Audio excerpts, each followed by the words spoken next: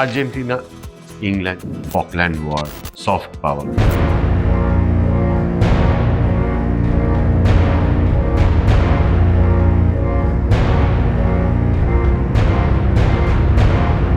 Argentine film making এর সাথে completely কখনোই একাত্মবোধ ফিল করে, কিন্তু যার সাথে করেছি সেটা হচ্ছে গাসপার নয়। মেসি তো নিজে কিছু করেনি, ও কিছু বলেও নি, হয় যেমন আমরা কিছু বলি না, বাংলায় যা হচ্ছে আপনি মেনে নিচ্ছেন না, তাহলে মেসিকেও মেনে নিতে হয়েছে। এবারে কি হবে সেটা দেখা যাবে 19 তারিখে। বাংলায় আইস কিউবের কাজ সম্পর্কেও কোনো ধারণা নেই। ডেনজেল ওয়াশিংটন কেন ইম্পর্টেন্ট হলিউডে এটা সম্পর্কেও কোনো ধারণা। ফসফোরো, আজকের দেশ আর্জেন্টিনা।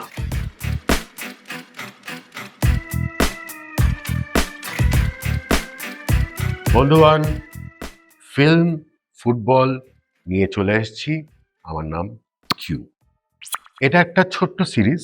ওয়ার্ল্ড কাপের সময় সবাই উত্তেজিত, আমিও উত্তেজিত। আমরা ভাবছিলাম যে কি করা যায়, কারণ আমরা তো সিনেমা করি, আমরা মিউজিক করি, আমরা অরিজিনাল বাংলা কাজ করার চেষ্টা করি, সেটা একটা গ্লোবাল স্ট্যান্ডার্ডে প্রেজেন্ট করার চেষ্টা করি। অনেক বছর ধরে সেটা আমরা করে আসছি, এবং সবচেয়ে ইম্পর্টেন্ট কথা হলো এখনো করে চলেছি, কারণ আমরা বিশ্বাস করি যে এইটা করলেই বাংলার একটা সফট পাওয়ার তৈরি হবে। এই সফট পাওয়ারের দুটো বহিঃপ্রকাশ, বিরাট বহিঃপ্রকাশ হচ্ছে ফুটবল আর ফিল্ম। যে কোনো দেশের রাস্তার কথা, তার সামাজিক যা পরিস্থিতি সেটার কথা, তার পলিটিক্যাল পজিশনের কথা, এগুলো না ফুটবল আর ফিল্ম থেকেই আমরা বুঝতে পারি। একটা হচ্ছে হিস্ট্রি, অবভিয়াসলি। এবার সবাই তো হিস্ট্রি পড়েন না, বেশিরভাগই ক্লাস 10-এ পড়ে, হিস্ট্রি পড়া বন্ধ করে দেন। এবং তার উপরে যেটা হয়েছে যে হোয়াটসঅ্যাপ ইউনিভার্সিটি এখন হিস্ট্রিকে সাবস্টিটিউট করে দিয়েছে। একটা পোস্ট ট্রুথ জগতে এটা বোঝাই মুশকিল যে অ্যাকচুয়াল হিস্ট্রিটা কি, কাকে বিশ্বাস করবেন। দুম করে কাউকে বিশ্বাস করে ফেলছেন, কিংবা আমিও ফেলছি। এবার এইটা যাচাই করা খুব মুশকিল। মানে এক একটা জিনিসের যদি ফ্যাকচুয়াল যাচাই করতে হয় তাহলে সময় লাগে, ততক্ষণে আরো 3টে ভিডিও দেখে ফেলা যায়। কিন্তু যখন ওয়ার্ল্ড কাপ হয়, আর যদি কোনো সিনেমা খুব পাওয়ারফুল হয় এবং সারা বিশ্বে ছড়িয়ে পড়ে, তখন লোকে ভাবে, একটু মানুষ ভাবে যে এই দেশটা অ্যাকচুয়ালি কি করছে, কোত্থেকে এলো, সেই গত 4 বছরে কি করছিল, তার কি পরিবর্তন হয়েছে। এবার ট্রেভার নোয়া একটা খুব ইন্টারেস্টিং প্রোগ্রাম করছেন, যারা দেখেননি তারা টুক করে দেখে নিতে পারেন, খুব মজার। ওরা বন্ধুরা বসে বসে খেলা দেখছে আর ফুটানি দিচ্ছে, ফুটানি মানে জাস্ট কেওয়াতালি হচ্ছে, ফুল কেওড়াপনা হচ্ছে। It is the World Cup. Someone said other teams are playing the World Cup. Argentina is playing the Africa Cup of Nations because they've played Algeria, Cape Verde, now they're playing Egypt. And I watched the game last night until the putback goal, and then I was like, they're not going to win. Yeah, no. Then when the goalie, guys, that's what I mean, Zoe, about like you can't lose like that, man. What Don said, stop touching things. Don should be walking around, not as transporting, but just gonna, hey, Don't touch that. Don't touch people that. enjoying the সেখানে Trevor নোয়া বলছিলেন যে আমেরিকার কিংবা ধরুন global যারা আর কি news channel তারা দেখা যাচ্ছে যে কোনো সাদা দেশকে জিজ্ঞাসা করছেন না আপনাদের পলিটিক্যাল পরিস্থিতি কি, আপনাদের দেশের কি হালত, আপনাদের দেশে কটা বোম পড়লো। কিন্তু যেই দেখছে ব্রাউন কিংবা ব্ল্যাক, তখন তাদের এই প্রশ্ন করা হচ্ছে। ইরানকে করা হচ্ছে, ঘানাকে করা হচ্ছে, কঙ্গোকে করা হচ্ছে, ইজিপ্টকে তো অবশ্যই করা হচ্ছে। প্রশ্ন করা ভালো, পৃথিবীটা চলছেই প্রশ্নের উপরে। ধরুন এই যে গুগলের সার্চ ইঞ্জিন, যেটা দিয়ে আমাদের সবার ভবিষ্যৎ এখন ডিপেন্ড করছে যার উপরে, কিংবা যে কোনো এআই বট যাকে আপনি ইউজ করছেন, চ্যাট জিপিটি বলুন, ক্লড বলুন, যেই বলুন, সে কি দিচ্ছে আপনাকে, একটা প্রশ্ন করার জায়গা দিচ্ছে, আর কিছু দিচ্ছে না। কিন্তু প্রশ্ন ইজ এভরিথিং। তাহলে এই প্রশ্ন উঠতেই পারে যে এই মুহূর্তে আর্জেন্টিনার ফুটবল টিম এরকম করছে কেন, আর ফিফাই বা এরকম করছে কেন। বুঝতে পারছেন কোন দিকে যাচ্ছে ঘটনাটা। সারা পৃথিবী উত্তাল যে ইজিপ্টকে জোর করে হারানো হয়েছে।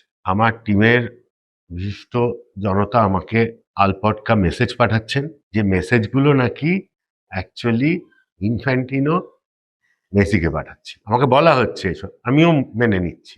আপনারা জানেন কিনা জানি না, জানলে প্লিজ কমেন্ট সেকশনে জানাবেন যে সব লিক হয়ে যাচ্ছে, টাক নিটের পেপার, হ্যাঁ, মেসির মেসেজ সব লিক হয়ে যাচ্ছে।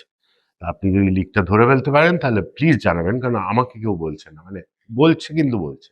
ফিরে আসি আবার আর্জেন্টিনার কথা। অদ্ভুত ব্যাপার, এই আর্জেন্টিনা যখন 86-এর ওয়ার্ল্ড কাপে ম্যারাডোনা হ্যান্ড অফ গড গোলটা দিল,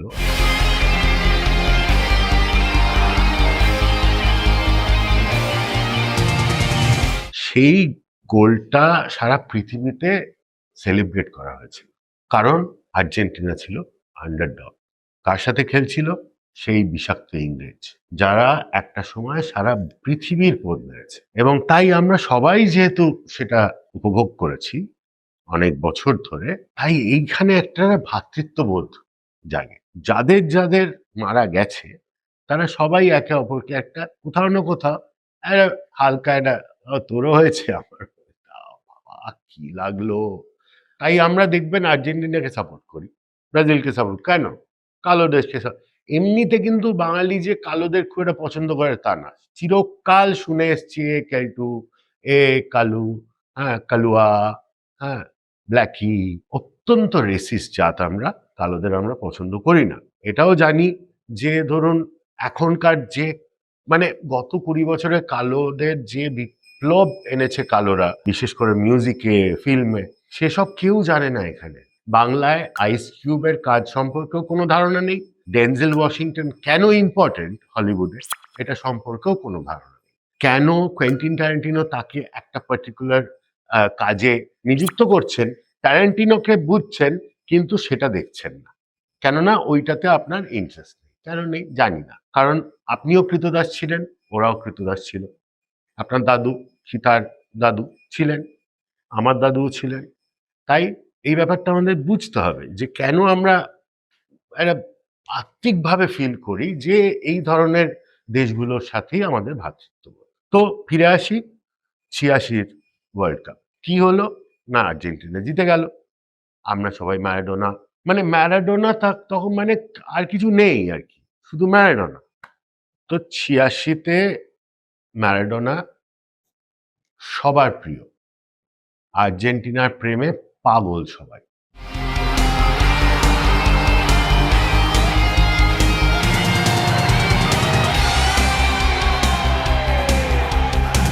এবারে পরপর ওয়ার্ল্ড কাপ হতে থাকলো, আমরা দেখলাম 30 বছর কেটে গেছে।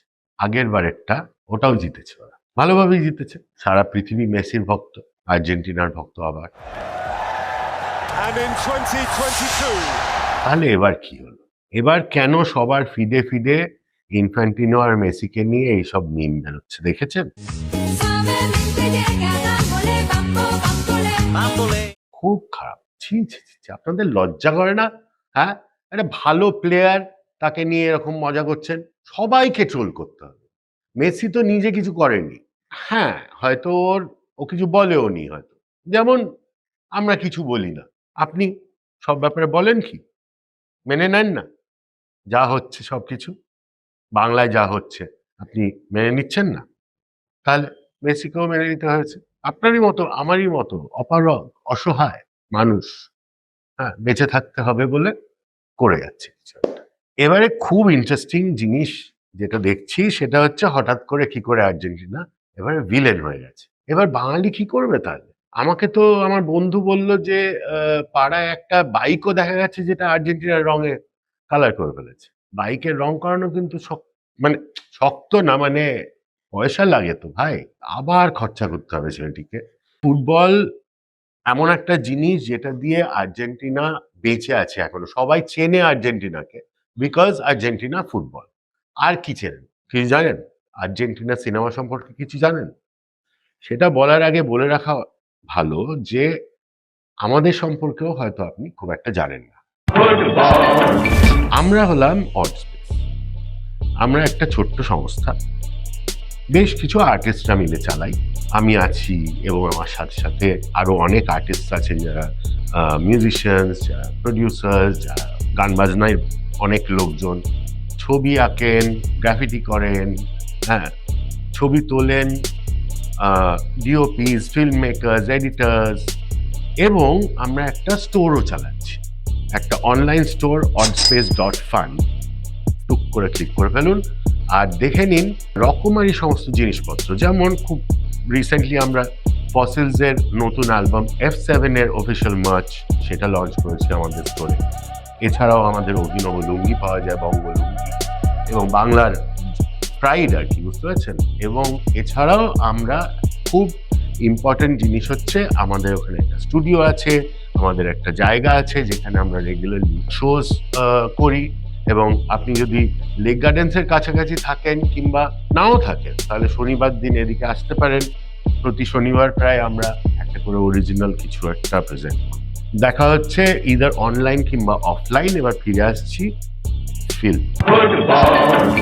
আর্জেন্টাইন ফিল্ম মেকিং সম্পর্কে আমার বিশেষ ধারণা নেই, এটা বলে রাখা ভালো।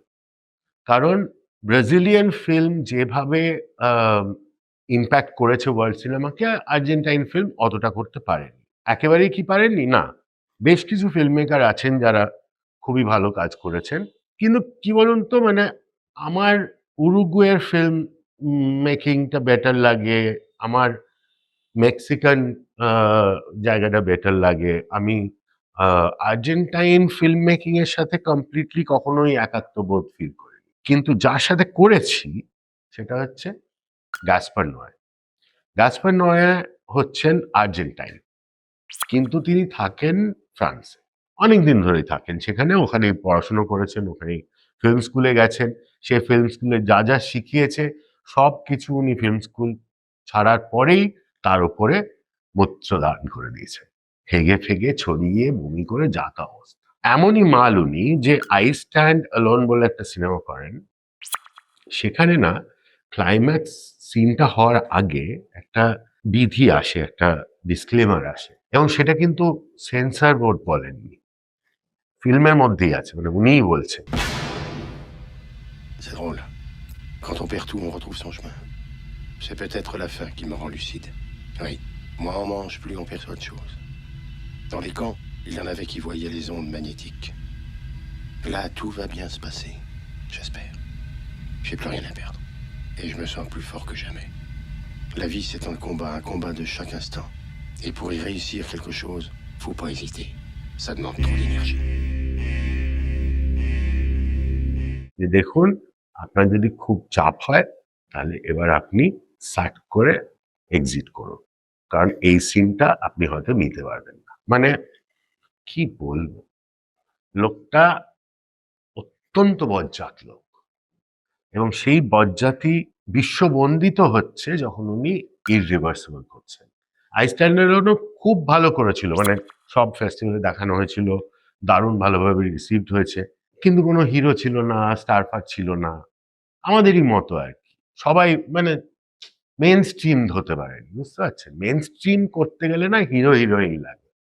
আমার টিমকে বারবার বলছি মিমি চক্রবর্তীর সাথে যোগাযোগ করো, মিমি চক্রবর্তীর সাথে যোগাযোগ করো, কিছুতেই করছে না।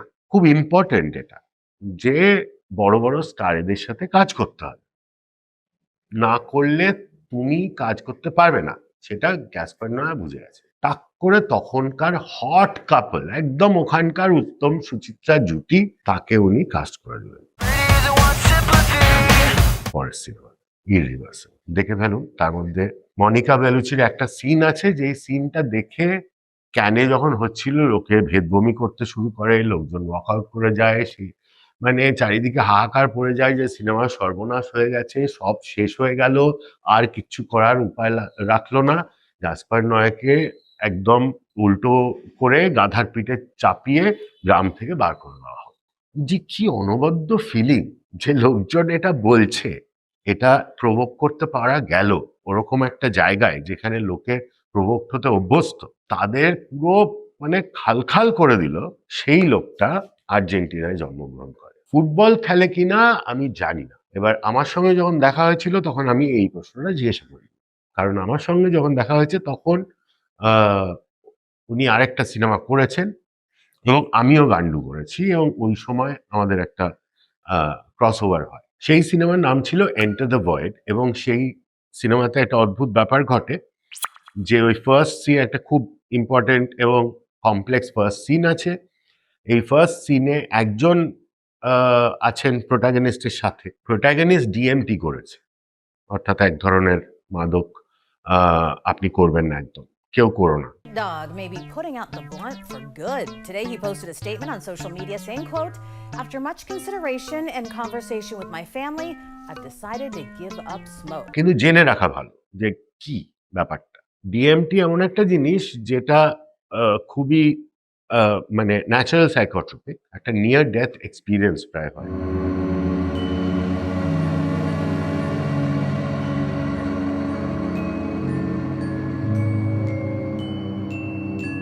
তো ওটা হয় ওই সিনেমার প্রথমেই, এবং করে তারপরে ওরা বেরিয়েছে, বেরিয়ে দুই বন্ধু কথা বলছে, এক বন্ধু আরেক বন্ধুকে বলছে, কি তুই বালে ডিএমটি করছিস, ধূত্র কর, ধূত্রর বিচি যদি লাগে তাহলে মূত্রর বিচি টাকে উঠে যাবে।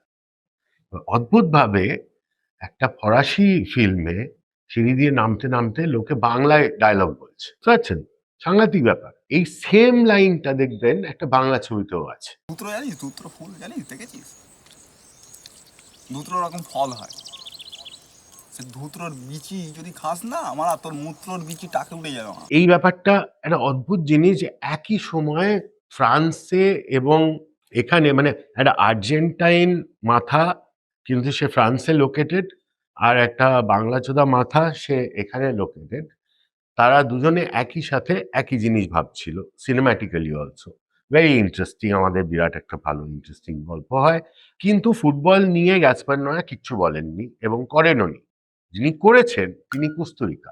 কুস্তুরিকা কিন্তু আর্জেন্টাইন নন, কিন্তু তিনি একটা ডকুমেন্টারি করেন, তার নাম হচ্ছে ম্যারাডোনা, এবং সেটা একটা মানে বিষাক্ত সিনেমা।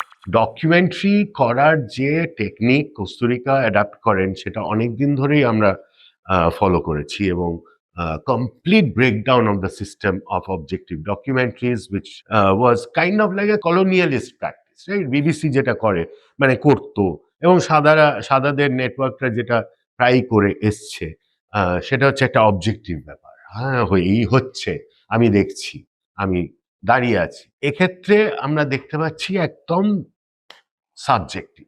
ফিল্ম মেকার ঢুকে গেছে তার মধ্যে, ফিল্ম মেকারের রিলেশনশিপ নিয়েই গল্প, এবং সেটা কার সাথে না, ম্যারাডোনার সাথে।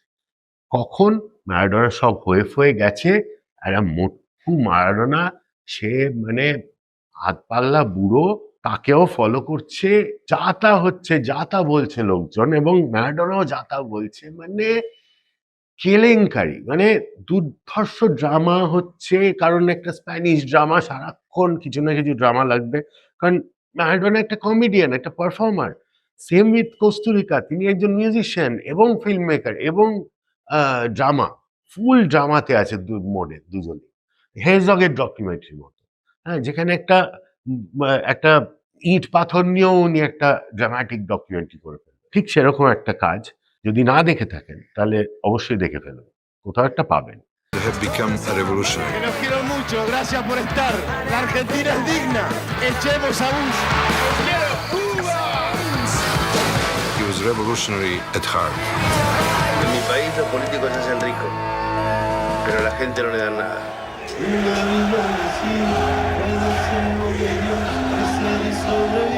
The way in which Diego was accepted only went to prove that for gods all is forgiven.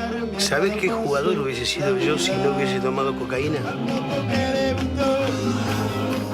গয়কচিয়া গয়কচিয়া গয়কচিয়া গয়কচিয়া, জিতে গেছে বস, দেখলেন? Last moment of comeback Kumar, comeback মানে কি কামব্যাক। তো জ্ঞানীগুণী লোকেরা বলছেন যে এটা হচ্ছে একটা স্ট্র্যাটেজি, সেটা হচ্ছে একটা 20 মিনিট স্ট্র্যাটেজি। তার মানে কি, সারাক্ষণ একটা ডিফেন্সিভ প্যাটার্ন চলবে, তারপর লাস্ট 20 মিনিটে দে দানাদার লেটার আকার। এবারে ইংল্যান্ড কি করেছে, আগেই ঝুলিয়ে দিয়েছে, সেটা নিয়ে হ্যারিকেন বলে দিয়েছে, আপনারা সবাই শুনে ফেলেছেন। ইম্পর্টেন্ট ব্যাপার হলো আবার আর্জেন্টিনা ইংল্যান্ড, সবাই জানে ফকল্যান্ড ওয়ার, সফট পাওয়ার।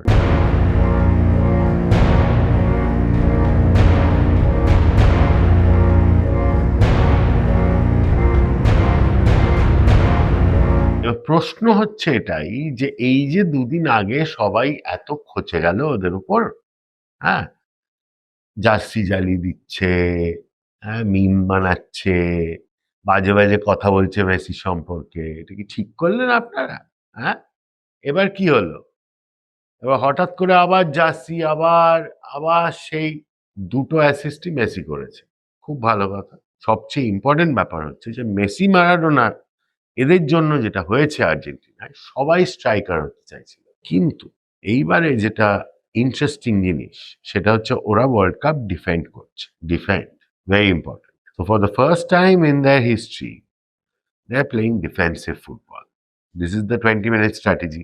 আমি কিচ্ছু জানি না, কিন্তু এগুলো আমি সব, মানে চ্যাট জিপিটি আমার বন্ধু নয়, কিন্তু তাও আমি বিভিন্ন জায়গাতে জানতে পেরেছি যে এটাই হচ্ছে মেইন জিনিস, যে ডিফেন্ড কি করে করতে হয় সেইটা ওরা একটা অদ্ভুত হিসেব করেছে। এবং লাস্ট 20 মিনিটে যখন সবাই হেদিয়ে গেছে, শত্রুপক্ষ ঝিমিয়ে পড়েছে, ওই সময় ফাটাকসে টাকার টাক যা বললাম। এবারে কি হবে সেটা দেখা যাবে 19 তারিখে। আমি কারোরই সাপোর্টার না, আগেও বলেছি এটা একটা লিমিটেড সিরিজ, ওয়ার্ল্ড কাপ হয়ে যাচ্ছে, আমরা আর ফুটবল নিয়ে হয়তো কোনোদিন কথা বলবো না, যদি না ভারতবর্ষ ফুটবল ওয়ার্ল্ড কাপে যায়। যেটা নিয়ে কথা বলবো সেটা হচ্ছে মিনার্ভা একাডেমি। এইটা নিয়ে পরের এপিসোডে কথা হবে। কারা প্রোগ্রেসিভ কাজ করছে, কারা ভাবছে ইন্ডিয়া সফট পাওয়ার ফুটবলে, ফিল্মে আমরা ভাবছি আমাদের দেশলাই আসছে, ওদিকে মিনার্ভা কিন্তু হেলসিঙ্কি কাপ জিতে গেছে। সুতরাং একটা জাপানি ছবি।